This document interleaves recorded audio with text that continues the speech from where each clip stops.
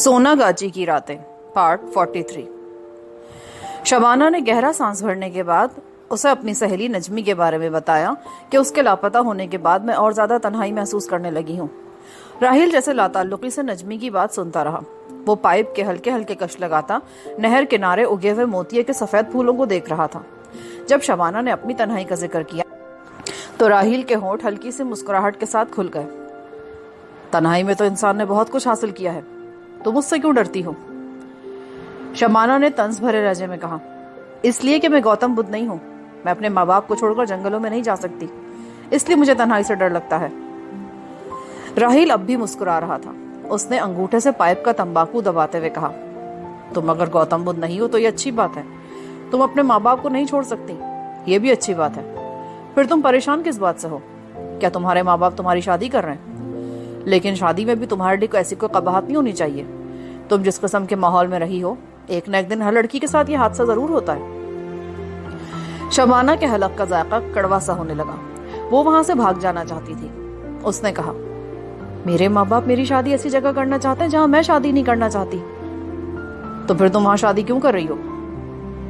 शबाना ने आंखें झुका ली और उंगली के नाखून से मेज को कुरेदते हुए बोली, मैंने इनकार कर दिया तो घर का शिराजा बिखर जाएगा, फिर शायद मेरा बाप जिंदा ना रहे। हर घर का शिराजा एक न एक दिन बिखर ही जाता है। हर बाप को एक न एक दिन मरना होता है। लेकिन मैं नहीं चाहती कि ऐसा वक्त से पहले हो। तो फिर चुपके से वहां शादी कर लो जहां तुम शादी नहीं करना चाहती। अपने बाप के लिए कुर्बानी दे गुजरो। इससे तुम्हारे जमीर को बड़ा सुकून नसीब होगा, और जमीर का सुकून ही जन्नत है। अपनी पसंद की शादी करने के बाद अगर तुम्हारे जमीर को इत्मीनान नसीब ना हुआ तो तुम अपनी पसंद की सारी शादीशुदा जिंदगी दोज़ख में बसर करोगी। चलो छोड़ो इन बातों को, आओ नहर के पास चलते हैं। देखो नहर का पानी किस कदर सुकून से बह रहा है। राहिल ने शबाना का हाथ थामकर उसे अपने साथ लिया और करीबी बहती छोटी सी नहर के किनारे टहलने लगा। मैं जहाँ पैदा हुआ था वहाँ ऐसी एक नहर बहा करती थी। वो नहर लौकाट के बाग में से गुजरती थी। जब मैं छोटा सा था तो उस नहर पर खेलने जाया करता था। मैं लौकाट के कैरी रंग के गुच्छे को बड़े शौक से देखा करता था, जो अपनी टहनी समेत नीचे नहर की सतह पे झुका शायद उसमें अपना अक्स देखा करता था। एक रोज मैं नहर पर गया तो कैरी रंग की वो लौकाट का गुच्छा दरख्त की टहनी पर नहीं था। शायद उसे कोई लड़का तोड़कर ले गया था, मगर नहर का शफाफ पानी का आईना उसी तरह बह रहा था। देखो इस नहर के पानी को देखो, गौर से देखो तो आदमी को लगेगा जैसे वो खुद भी पानी की लहरों के साथ बह रहा है। यहाँ दूसरे किनारे लौकाट के बाग हैं, मगर उनके दरमियान से नहर नहीं गुजरती। कभी मैं तुम्हें अपने बचपन की कहानी सुनाऊंगा, बचपन के गीत सुनाऊंगा। तुम्हें मालूम है दुनिया में सबसे ज्यादा दर्दअंगेज गीत बचपन के गीत होते हैं। शबाना राहिल के साथ साथ चल रही थी। अब बारिश की नामालूम सी फुहार पड़ने लगी थी। राहिल ने चेहरा उठाकर ऊपर घटाओं की तरफ देखा। उसका चेहरा एक अजीबोगरीब मुसरत के एहसास से चमक रहा था। नेचर कितनी हसीन है, शफाफ है। तुम उसके आर पार देख सकती हो। वो अपना आप नहीं छुपाती, वो कपड़े नहीं पहनती, वो शादी भी नहीं करती। फिर हम क्यों शादी करते हैं? उसने शबाना की आंखों में झांक कर कहा, सुनहरी खुशबूदार चाय और गुलाब के फूल और सुनहरा रंग उड़ाती दो पुरस्कार आंखें इस दुनिया में नेचर का ये हसीन तोहफा है। आओ गुलाबों के पास बैठकर चाय पीते हैं। नहर किनारे जहां गुलाब के फूलों के पौधे थे, वहां नारियल का एक छोटा सा पेड़ भी था। उसके पास ही बांस की एक झाड़ी और केले के 2-3 साथ साथ उगे हुए दरख्त भी थे, जिनके फटे हुए चाक दर चाक चौड़े पत्ते सरनगू थे। वो दोनों इन दरख्तों के दरमियान घास पर बैठ गए। राहिल ने नारियल के छोटे दरख्त की तरफ इशारा करते हुए कहा, यह दरख्त जिलावतनी की जिंदगी गुजार रहा है। नारियल, बांस, केला, अनानास, ये सब कुछ जिलावतन दरख्त है। ये जुनूब मशरकी एशिया की तवील बारिशों वाली अंधेरी रातों में उगते हैं और समंदरों की मरतूब हवाएं इन्हें आधी आधी रात को आकर प्यार करती हैं। लेकिन हमने इन्हें जबरदस्ती यहाँ जमीन में लाकर गाड़ दिया है। ये दरख्त यहाँ सिर्फ उगते हैं, परवान नहीं चढ़ते। ये सारे दरख्त उदास हैं, जिस तरह तुम उदास हो, जिस तरह कई दूसरी लड़कियां उदास हैं। तुमने कभी बांस की कोपल को अपनी शाख पर तुलू होते देखा है? ये कुदरत की निशानियां हैं, इन्हें देखा करो।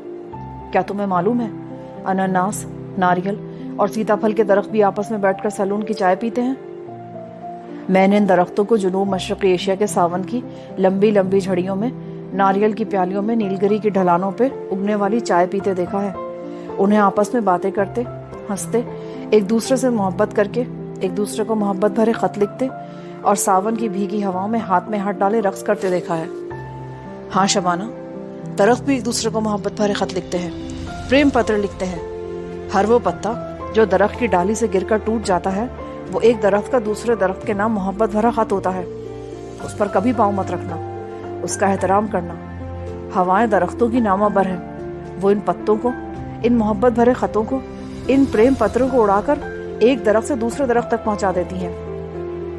हम एक दूसरे को मोहब्बत भरे खत लिखना भूल गए हैं। हमारी मोहब्बतें टेलीफोन के बेजान तारों से शुरू होती हैं और वहीं एक दिन डिस्कनेक्ट हो जाती हैं। कभी कभी मैं टेलीफोन के खंभों को देखता हूँ तो मुझे उनके तारों पर जगह जगह झूठी सच्ची अधपक्की मोहब्बतों की लाशें लटकती नजर आती हैं। कभी हम जर्द नीले नाजुक कागजों पर मोहब्बत भरे खत लिखकर उन्हें तरह तरह के इत्रियात में बसाकर धड़कते दिल के साथ नामा बर के हवाले किया करते थे। दरख्त अब भी अपनी मोहब्बत नामों को सच्चे फूलों का इतर लगाकर नामा बर हवाओं के सुपुर्द करते हैं। तुमने कालिदास की शकुंतला जरूर पढ़ी होगी। तुम्हें याद है, शकुंतला ने कमल फूल की पाकीज़ा पंखड़ी पर प्रेम पत्र लिखकर राजा दशरथ को भेजा था। अब ना वो शकुंतला रही, ना कमल के फूल रहे, ना वो तो रहा, ना वो मैं रहा, जो रही तो बेखबरी रही। राहील पाइप सुलगाने के लिए खामोश हो गया। सावन की धीमी धीमी फुहार सी गिर रही थी। केले के चाक दामन पत्ते खामोश थे, सरनेगू थे। राहील कह रहा था, मोहब्बत को दौरे शुजात चाहिए। पंजाब का भी एक दौर शुजात था जब मिर्जा अपनी साहिबा की मोहब्बत की खातिर लड़ते लड़ते हलाक हो गया था। तुमने मिर्जा साहिबा नज़म पढ़ी है? जानती हो साहिबा अपने पीर के मज़ार पर जाकर किस ख्वाहिश का इजहार करती है? वो कहती है, अगर मेरा महबूब मेरे पास आ जाए तो मैं पीर के नाम का बकरा दूंगी। काश मेरी 6-7 हमसाइयाँ मर जाएं और जो बाकी बचे वो बीमार पड़ जाएं, ताकि वो मुझे मिर्जे के पास जाते ना देख सकें। काश उस हिंदू की दुकान को आग लग जाए जिसके बाहर रात को दिया जलता है और मुझे अपने महबूब के पास जाते हुए उस दुकान के करीब से गुजरना पड़ता है। काश सारी की सारी गलियां वीरान और सुनसान हो जाएं और इन वीरान गलियों में सिर्फ और सिर्फ मेरा महबूब फिरा करे। मोहब्बत को दौरे शुजात की जरूरत है, सरफिरे शाहसवारों की जरूरत है जो अपनी महबूबा की खातिर जरा पोश होकर एक पहाड़ी से घोड़ा दौड़ाते दूसरी पहाड़ी पर कूद जाए और चकनाचूर हो जाएं, और कभी नीम रोशन चांदनी रातों में फूलों भरी बालकनियों के नीचे खड़े होकर गिटार पर मोहब्बत के गीत गाएं। राहील ने सुर्ख गुलाब का फूल तोड़कर शबाना के बालों में सजाया और कहने लगा, बालों में गुलाब सजाने वालों को तारीख की गर्द अपने साथ उड़ा कर ले गई। मैं तारीख की गर्द से निकलकर तुम्हारे पास आया हूँ, तुम्हें ये बताने के लिए कि गुलाब के फूल सिर्फ कब्रों पर डालने के लिए ही होते, बल्कि खूबसूरत बालों में सजाने के लिए भी होते हैं। जिस वक्त शबाना उस वीरान पुरानी कोठी से बाहर निकली, बारिश तेज हो गई थी। राहील गेट पर बारिश में उसे हाथ हिलाकर खुदा हाफिज कह रहा था। वो बारिश में भीग रहा था, पाइप अब भी उसके होंठों में दबा था। शबाना ने गाड़ी के बंद शीशों में से हाथ हिलाकर उसे अलविदा कहा और गाड़ी कैनाल बैंक को जाने वाली कच्ची सड़क पर डाल दी। कच्ची सड़क की दोनों जानिब शीशम के दरख्त बारिश में शराबोर थे। शबाना ने कैनाल बैंक की सड़क पर आते हुए घूमकर पीछे देखा। पुरानी कोठी का गेट खाली था, राहील वहां नहीं था। गाड़ी को लकड़ी के छोटे पुल पर से निकालकर नहर के दूसरे किनारे पे आ गई। सावन की मूसलाधार बारिश ने नहर की सतह पर एक धुंध सी फैला दी। बारिश की उस धुंध में शबाना उन तमाम लफ्जों की शक्लें बनती देख रही थी जो उसने राहील की जुबान से सुने थे। शबाना अपनी कोठी पहुंची तो भाई ने उसे खत ला कर दिया। ये खत कराची से नदीम ने लिखा था। शबाना अपने कमरे में आ गई। उसने जल्दी से खत खोलकर पढ़ा। नदीम ने नजमी और उसकी गुमशुदगी का हवाला दिए बगैर लिखा था कि जिस काम के लिए मैं कराची आया था उसके लिए जानतोड़ कोशिश कर रहा हूँ। मुझे उम्मीद की हल्की सी किरण नजर आई है। तुम्हारे अंदाजे काफी हद तक दुरुस्त साबित हो रहे हैं। कॉलेज से मैंने मजीद 1 हफ्ते की छुट्टी ले ली है। दुआ करो मैं अपने मकसद में कामयाब हो सकूं। तुम्हारा भाई नदीम। शबाना ने खत को 2 बार पढ़ा, फिर तय करके मेज की दराज में रख दिया। अब उसके ख्यालात का रुख नजमी की तरफ मुड़ गया। खुदा जाने नजमी इस वक्त कहाँ होगी, किस हाल में होगी। नजमी का अलमिया शबाना के लिए नाकाबिले यकीन था।